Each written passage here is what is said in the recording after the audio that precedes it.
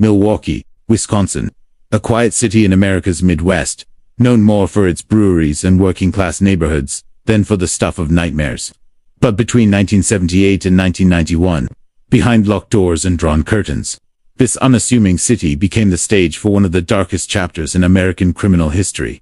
20 years of hidden terror, 17 confirmed victims, and countless missed opportunities that could have stopped a monster sooner.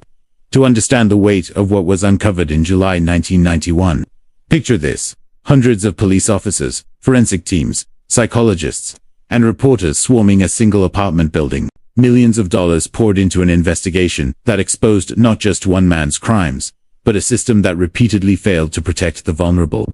And at the center of it, an unremarkable man named Jeffrey Lionel Dahmer.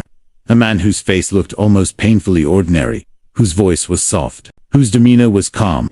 Yet hidden beneath that bland exterior was a secret so grotesque that when revealed, even hardened detectives struggled to comprehend what they saw.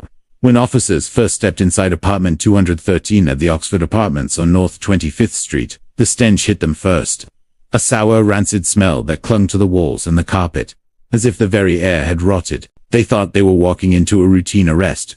Just another call involving a strange man and a frightened would-be victim. But instead, they found themselves opening a Pandora's box of nightmares. Inside that small, cluttered apartment, they discovered things that should never exist outside the paved pages of horror fiction. Photographs, evidence preserved in chilling detail. The realization dawned slowly then, all at once, that this wasn't just the home of a criminal. This was the home of something else entirely. But how did it come to this? How could one man, so unremarkable in appearance, have committed acts that left even seasoned officers vomiting on the curb outside? How could the quiet, polite man who shared a beer with his neighbors also be the man responsible for a trail of destruction spanning more than a decade? The numbers alone are shocking enough. 17 lives taken, all of them young men and boys. The first in 1978, the last in 1991. The majority were marginalized runaways, people of color, immigrants, men whose disappearances didn't command front-page headlines. Dahmer exploited this invisibility, knowing that their absence would not shake the city's foundations. The tragedy was not just in the crimes themselves, but in the years of silence. The moments when someone could have stopped him, but didn't. To grasp the magnitude of this case, you have to look beyond the blood-soaked headlines and into the psychology of what it meant for America. This was not only about one man's crimes. This was about society's blind spots, about the police officers who looked the other way, about neighbors who complained of strange smells and unsettling noises but were ignored.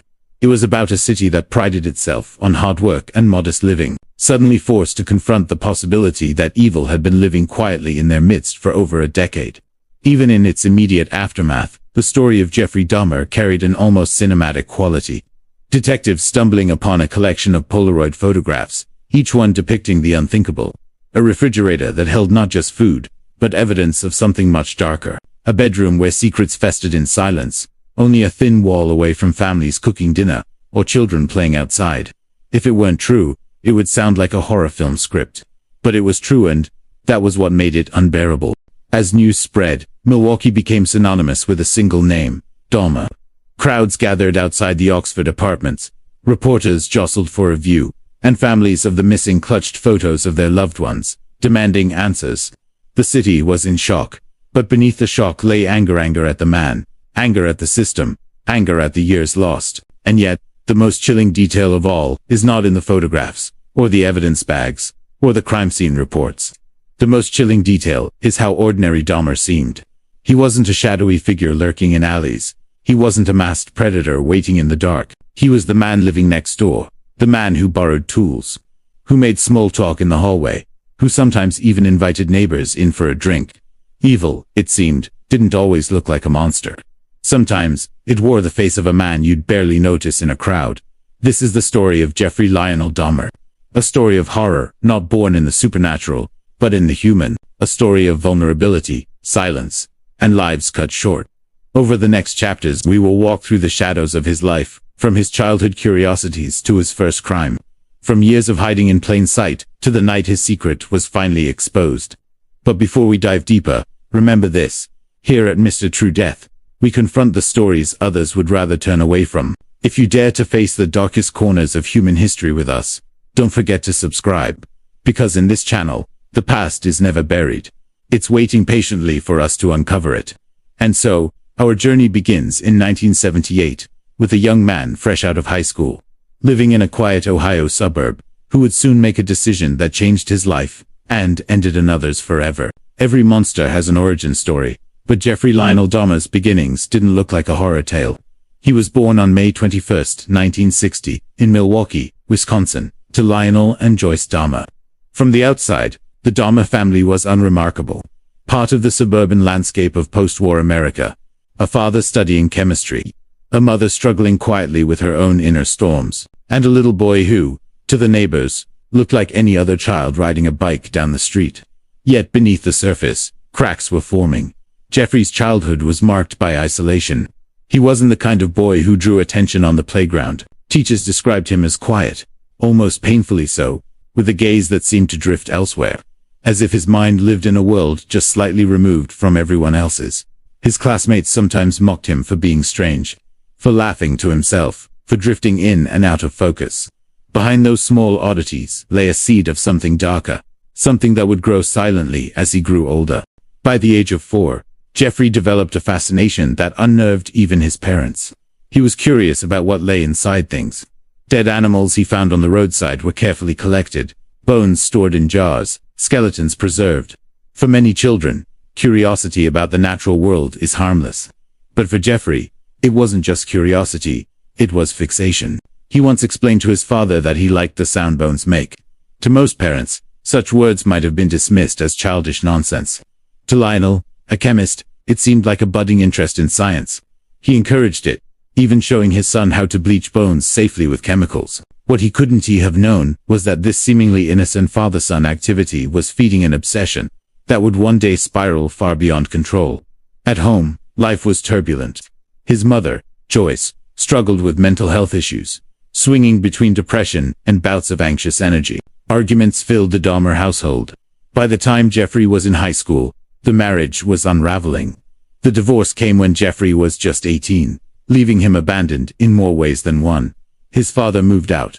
His mother, overwhelmed, left the family home, taking Jeffrey's younger brother with her. And so, in that fragile, formative moment, Jeffrey Dahmer found himself completely alone in the empty house. The timing could not have been worse. He was already struggling with feelings he didn't understand: his homosexuality, his inability to connect with others, his desire for companionship, twisted by a fear of abandonment.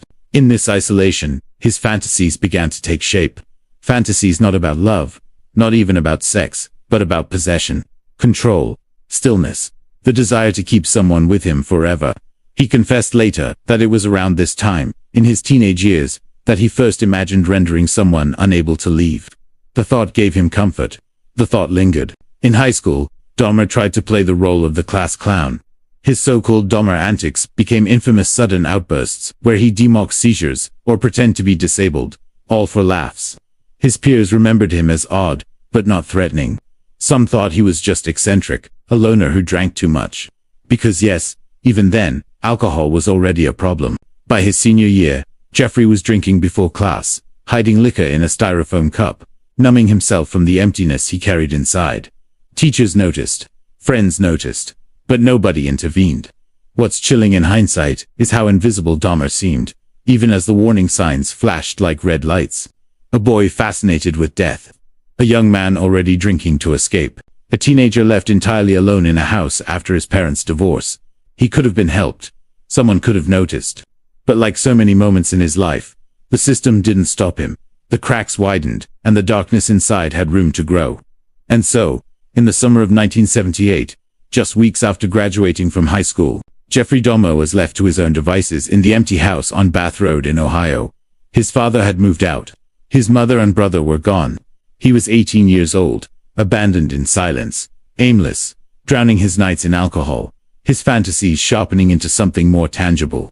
It was in that loneliness that Jeffrey Dahmer's thoughts turned deadly. It's important to pause here, because this moment is the tipping point. Up until then, Dahmer was just another troubled youth. Flawed, yes. Strange, certainly. But not yet the figure history remembers. Yet the combination of abandonment, addiction, secrecy, and unchecked obsession was about to combust. The summer of 1978 would mark the end of Jeffrey Dahmer's childhood, and the beginning of his reign as one of the most notorious criminals in modern history. The making of a monster wasn't sudden. It was a slow burn. A boy who loved bones, who never fit in, who turned to alcohol for comfort, who dreamed of control in the shadows of his own isolation. And when the opportunity finally presented itself, he acted on those urges. That first act of violence, committed at 18 years old, would change the course of his life forever. The monster was no longer in the making. The monster had arrived. The summer of 1978 was meant to be a season of beginnings. Across America, teenagers were celebrating their high school graduations, preparing for college jobs, or simply enjoying the freedom of youth.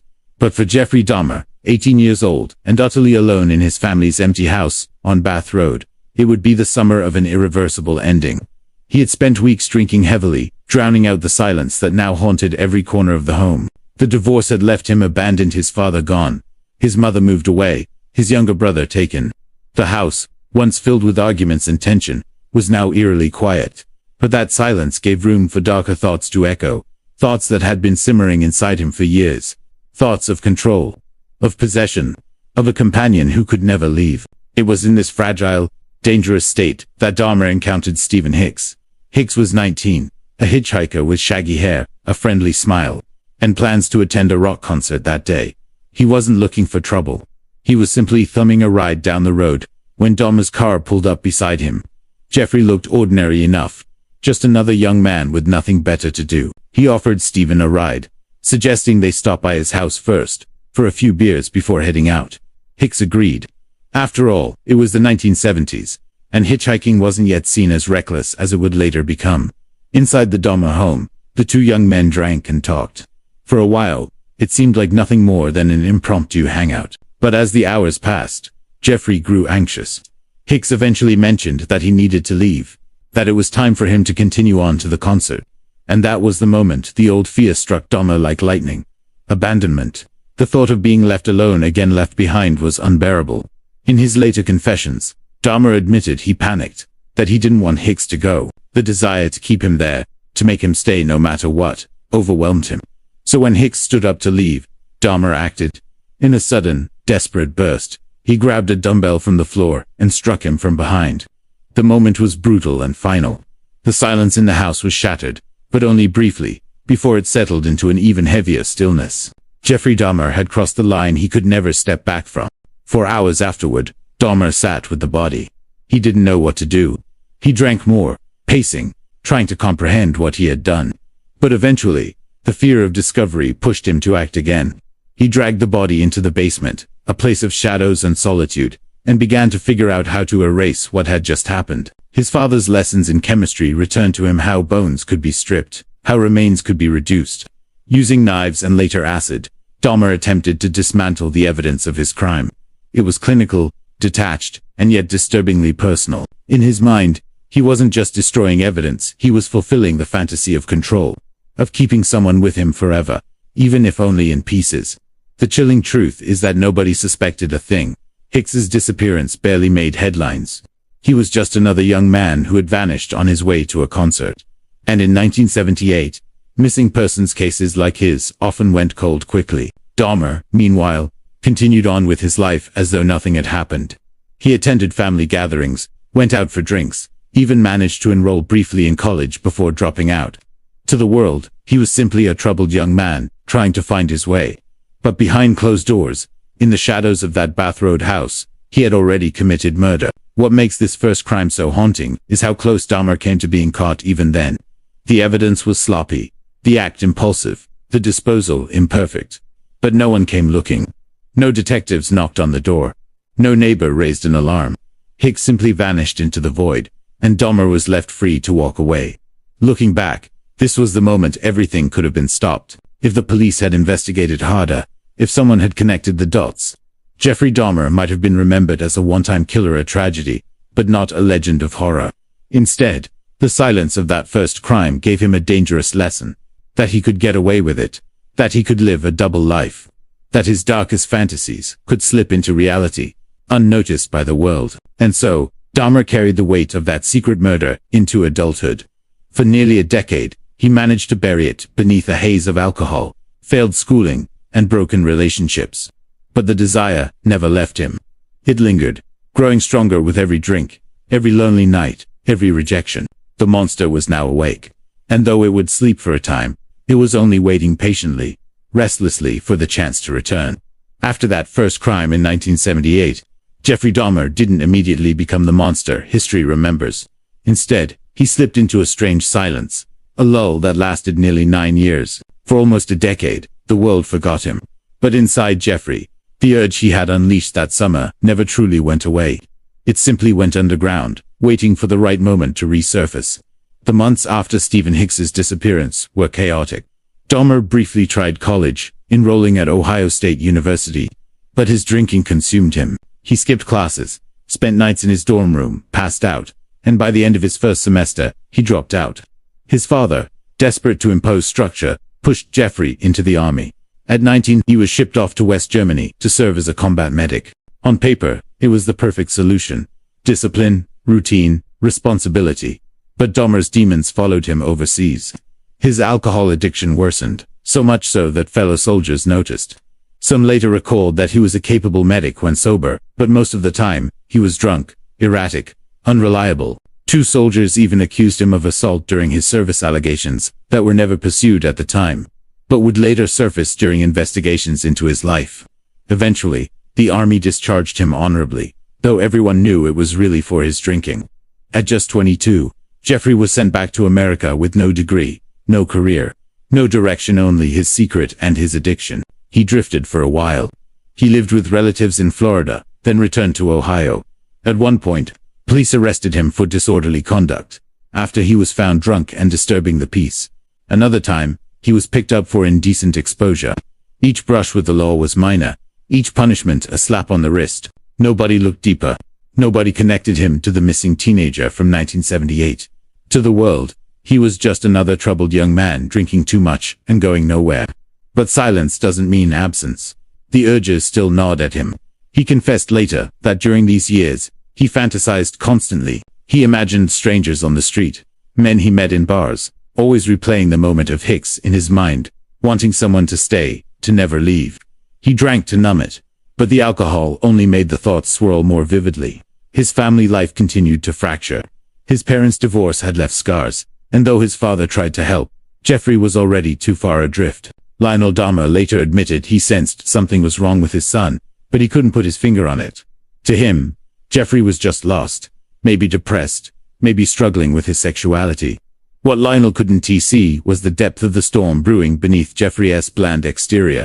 Through the early 1980s, Dahmer worked odd jobs. He lived with his grandmother in West Dallas, Wisconsin, where he found temporary stability. Neighbors described him as polite, quiet, sometimes even helpful. But there were oddities: late-night noises, heavy drinking, strange hours. His grandmother sometimes complained about foul smells coming from the basement or the garage, which Jeffrey explained away as spoiled meat or clogged pipes. She believed him. After all, he was her grandson. Why would she suspect otherwise? What makes these years so haunting is how close Dahmer came to being caught, or at least forced into treatments yet wasn't. T.I. arrested for indecent exposure in 1982. Arrested again in 1986 for lewd behavior in a public park. Both times, he paid small fines, avoided jail, and walked away. In hindsight, these were flashing red lights moments, when intervention could have altered his path. But the justice system saw him as a nuisance, not a danger. Behind closed doors, however, Dahmer's fantasies were intensifying. He began experimenting in small, unsettling ways, luring men to his grandmother's house under the promise of drinks, drugging them, sometimes assaulting them, though not yet killing. These encounters blurred the line between fantasy and reality, pulling him ever closer to the precipice. Each attempt gave him confidence. Each near miss showed him how easily he could hide. By 1986, Jeffrey Dahmer was a man divided. To the outside world, he was a quiet loner, an awkward factory worker living with his grandmother. To himself, he was a man haunted by compulsions he could no longer control, spending nights lost in violent fantasies, searching for ways to make them real. The silence of those 9 years wasn't peace, it was pressure building inside a sealed chamber, and when it finally broke, it would unleash a storm far greater than his first crime. The quiet years were ending. The monster, long dormant, was about to awaken. And when it did, Milwaukee would never be the same again. 9 years had passed since Jeffrey Dahmer killed Stephen Hicks in that lonely Ohio house. 9 years of drinking, drifting, and hiding behind the mask of a quiet, awkward man. But in 1987, the silence finally cracked. The darkness Dahmer had tried to suppress with alcohol and denial came roaring back, demanding to be fed. It happened in a Milwaukee hotel room, on a summer night that began like so many others, with Jeffrey drinking heavily at a gay bar. There, he met Stephen Twomey, a 25-year-old man with a warm face and an easy smile. To those who knew him, Twomey was kind-hearted, soft-spoken, and full of life. To Dahmer, he was something else entirely, the embodiment of a fantasy he had been nursing for nearly a decade. Jeffrey invited him to spend the night. They checked into a hotel together, carrying with them nothing but drinks, laughter, and, in Jeffrey's case, the weight of a terrible compulsion. Dahmer later claimed he had no intention of killing Twomey, but once again, alcohol and fantasy blurred into action. When Dahmer woke the next morning, the scene was like a nightmare. Twomey was dead. Jeffrey claimed he had no memory of the act itself, that he had been in a drunken blackout when it happened. But whether he remembered or not, the result was the same. Another life taken, another line crossed. This time, however, the circumstances were far more complicated. Unlike with Hicks, Dahmer wasn't in the privacy of his family's home. He was in a hotel room, surrounded by potential witnesses, with a body that couldn't simply vanish. Panic set in. Yet instead of fleeing, Jeffrey improvised. He purchased a large suitcase, stuffed Twomey's body inside, and hauled it out of the hotel as though it were nothing more than luggage. No one stopped him. No one questioned the pale young man, dragging a heavy, awkwardly shaped bag through the lobby. In the anonymity of the city, he disappeared into the night. He brought the body to his grandmother's house in West Allis, where he was still living. There, in the basement, Dahmer faced the reality of what he had done. Once again, he turned to his old fascination with dissection, his comfort in anatomy. He methodically reduced what remained, erasing evidence in a ritual that was becoming disturbingly routine. For the second time in his life, Jeffrey Dahmer killed, and for the second time, the world didn't notice. But something had changed. Unlike with Hicks, this killing awakened something in Dahmer that had lain dormant for nearly a decade. The old compulsion was alive again, stronger than ever. And this time, he wouldn't wait 9 years to strike again.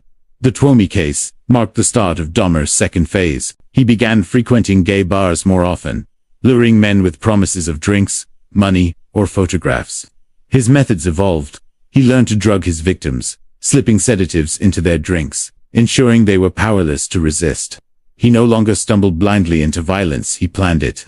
Each new attempt refined his process, making him bolder, more confident. And yet, there were still moments when he nearly slipped. In 1988, Dahmer lured a young boy to his grandmother's house.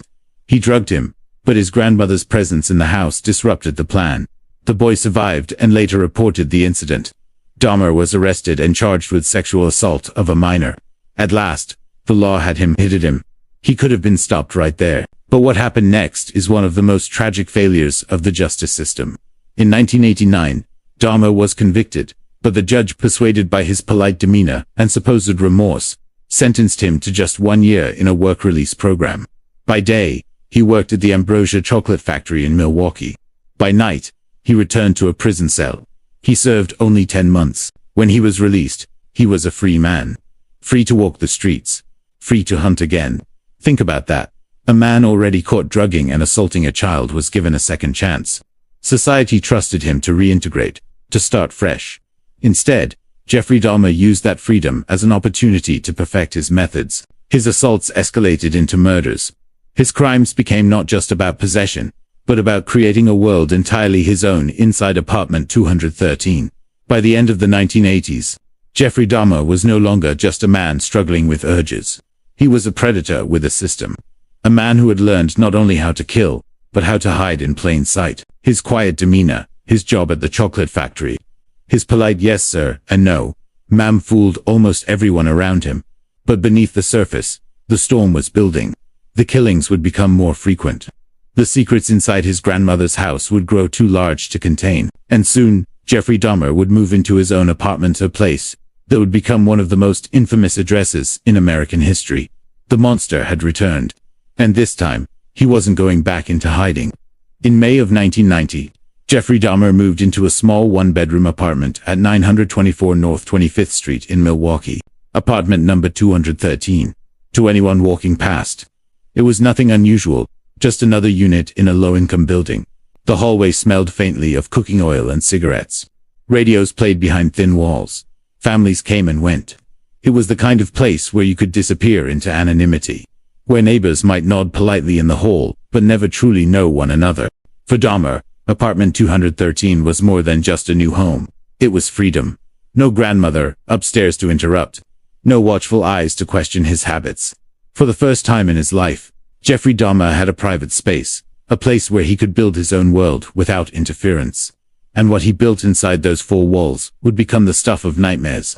Neighbors soon began to notice strange things. A foul odor seeped through the vents, drifting into the hallways. At first, Jeffrey explained it away. His refrigerator had broken. Meat had spoiled. Another time, he said his tropical fish had died, and their tank was rotting. Maintenance workers came in to check once or twice, but Dahmer always managed to smooth things over with excuses and a quiet, polite smile. The complaints never went further. After all, who would suspect the shy, soft-spoken man who worked nights at a chocolate factory? Yet inside apartment 213, reality was far different. This was not just a home. It was a workshop of death. Dahmer lured men here with promises of money, drinks, or companionship. He drugged them, rendering them unconscious. And once he had them in his control, he carried out his rituals. Photographs, trophies, experiments, all carried out within a room barely larger than most living rooms. And still, he kept up appearances. By day, Dahmer went to work at Ambrosia Chocolate Factory, punching in shifts like any other laborer. He bought groceries, paid rent on time, made casual small talk with neighbors in the elevator. One neighbor, Pamela Bass, remembered how he sometimes even lent her sandwiches when she was short on food.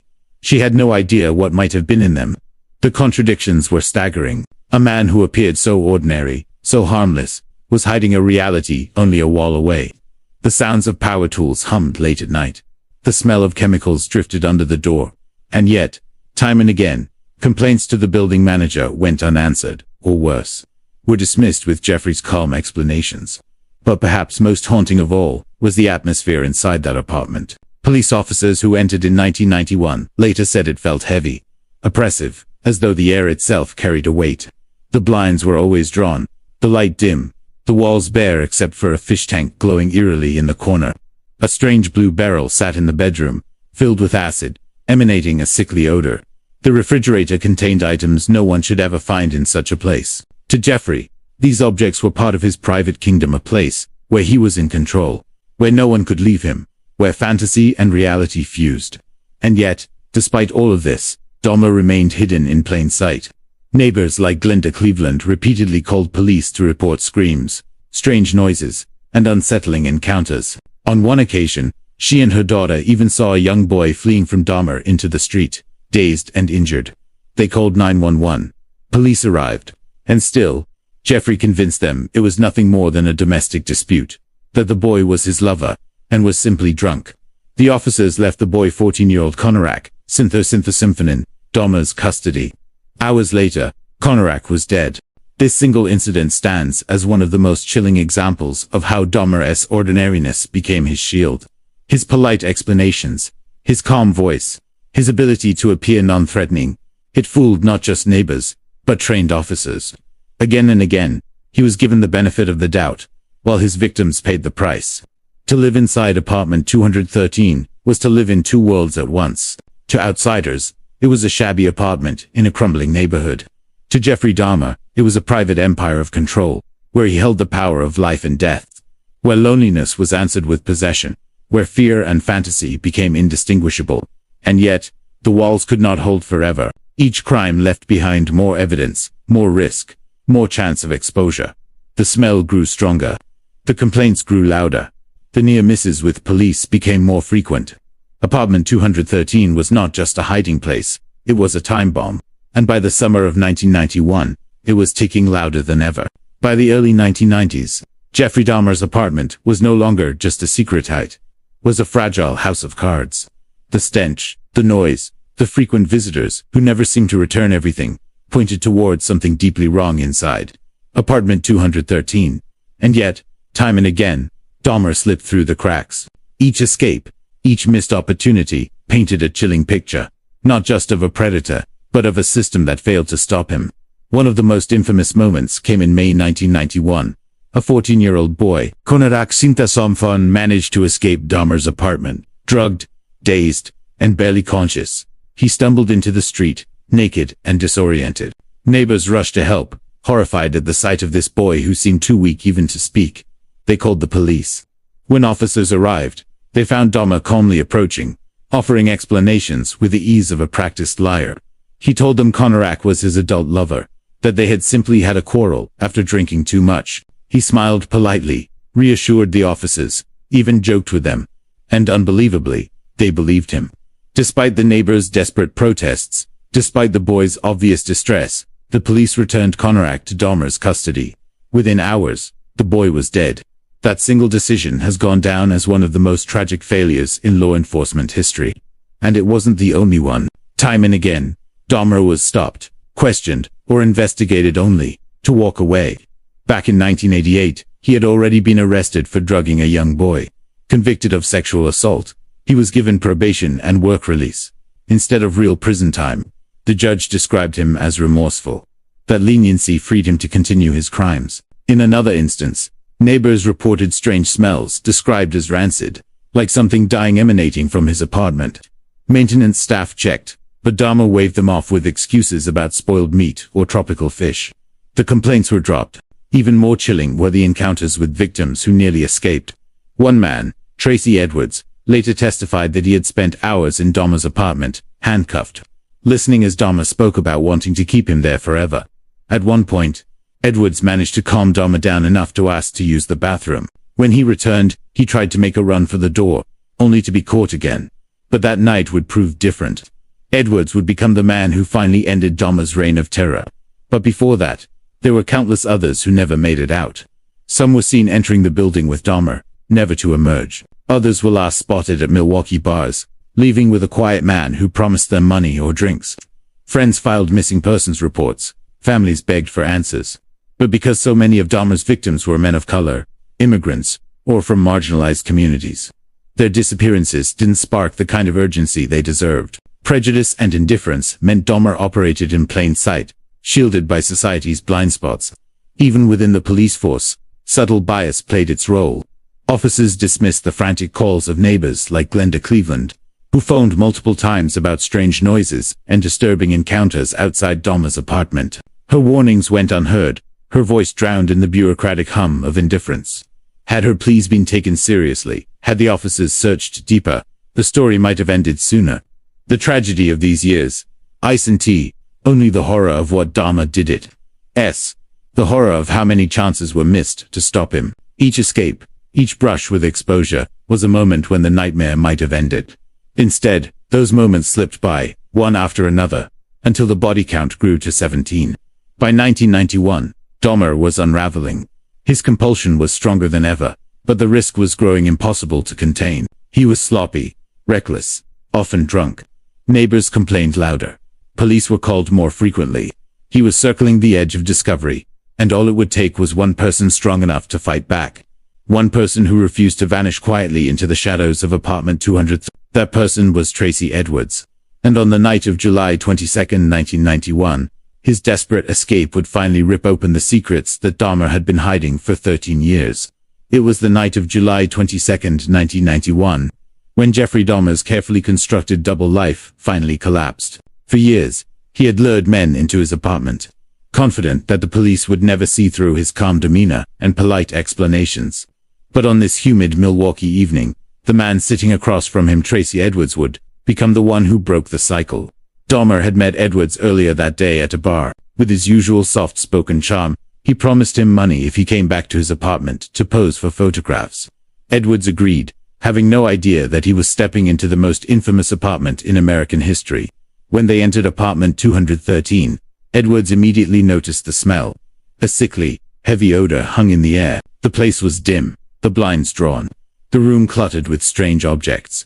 A fish tank glowing eerily in the corner, a barrel standing in the bedroom, stacks of boxes and bottles.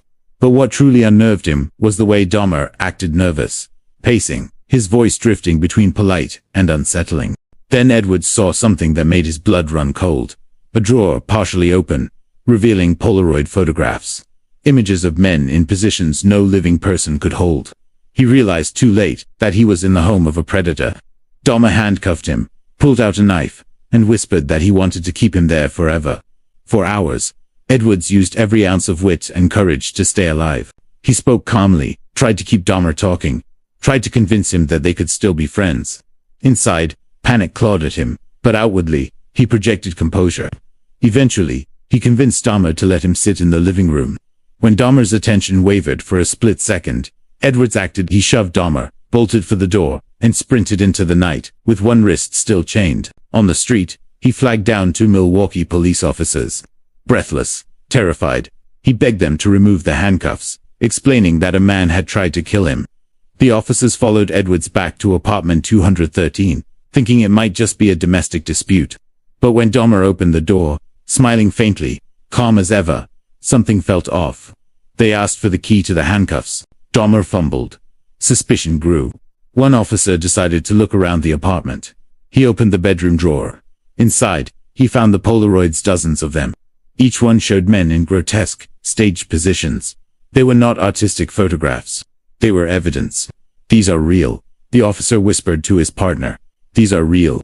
In that instant, the facade shattered. The officers turned on Dahmer, cuffing him on the spot. Edwards, finally freed, stood outside in the humid night, shaking, while inside, Milwaukee police were uncovering one of the darkest crime scenes in modern history. What they found defied imagination. The photographs were only the beginning. As they searched deeper, they discovered evidence scattered throughout the apartment. Skulls carefully cleaned and stored bones. Tucked away a refrigerator containing items that no one should ever find in such a place. And the blue barrel, filled with acid, in which Dahmer had been dissolving remains. Even the most seasoned officers recoiled. One detective fled the apartment to vomit on the curb. Another later admitted he couldn't sleep for days after seeing what was inside. This wasn't just crime, it was a nightmare made real. A house of horrors hidden in plain sight. News of the arrest spread like wildfire. By the next morning, television crews swarmed the Oxford apartments. Families of missing men gathered outside, clinging to photographs of loved ones, praying for answers they already feared. The city of Milwaukee reeled in disbelief. How could such atrocities happen unnoticed for so long? How could a man so ordinary be capable of such extraordinary evil?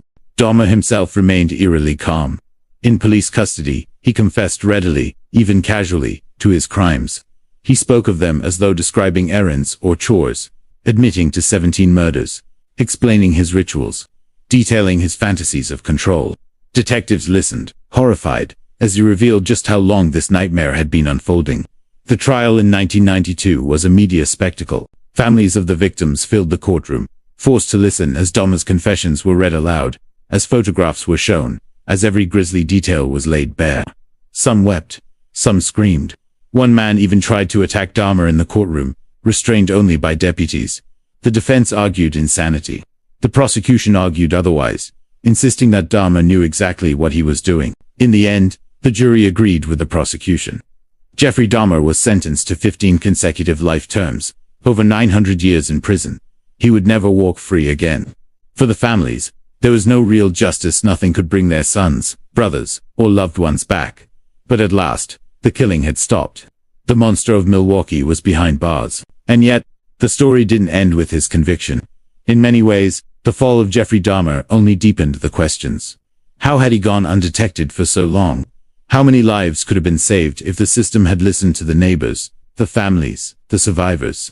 The answers were as unsettling as the crimes themselves. But inside the courtroom, as the final sentence was read, one truth echoed above all. After 13 years of terror, the reign of Jeffrey Dahmer was over. When Jeffrey Dahmer was sentenced in 1992, the city of Milwaukee tried to breathe again. The monster was locked away, stripped of his apartment, his freedom, his empire of control. Yet the scars he left behind ran far deeper than the walls of apartment 213. For the families of his 17 victims, there was no relief, only an unending grief, a void that no punishment could ever fill. And for the city itself, the name Dahmer became a stain it could never quite wash away. The Oxford apartments, once just another aging building in a struggling neighborhood, became infamous overnight. Crowds gathered daily, staring up at the windows, pointing at the door where police carried out bags of evidence. News crews turned it into a backdrop for endless coverage. Neighbors who once dismissed the strange smells and noises were haunted by guilt, asking themselves how they could have missed the truth.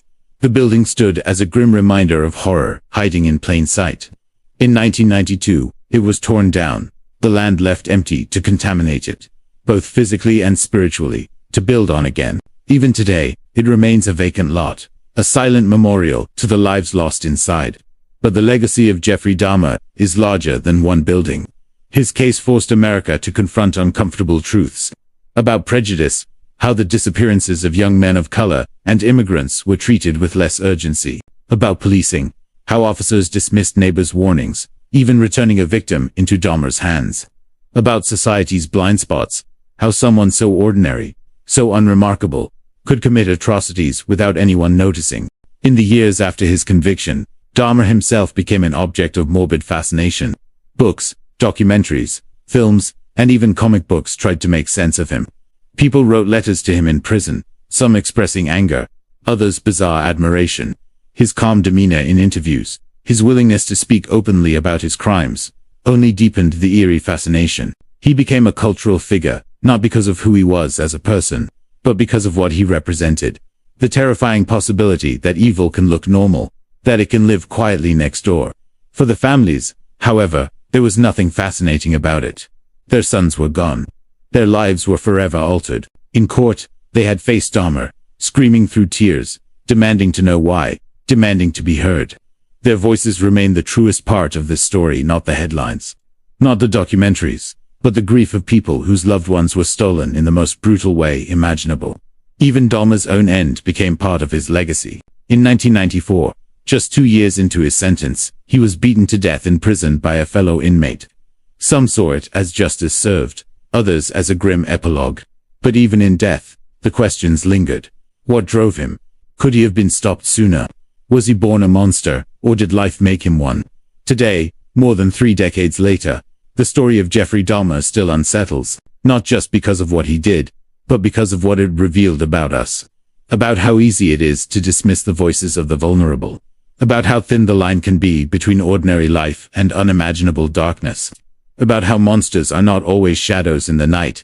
They can be quiet men in plain shirts, smiling politely as they walked past you in the hallway. And so we return to the haunting question. How many Jeffrey Dahmers walk among us, unnoticed? Could another neighbor, another coworker, another seemingly harmless face, be hiding secrets that we'd rather not believe? This is the legacy of the Milwaukee Cannibal.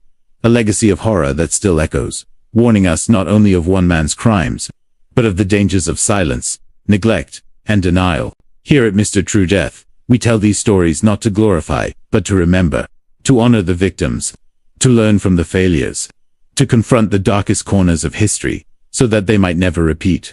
And now, I ask you, do you think Dahmer could have been stopped earlier? Was he a product of circumstance or proof that some darkness cannot be contained? Tell me your thoughts in the comments below, because in the end, history is not just about the past. It is about what it teaches us in the present and what warnings it leaves for the future.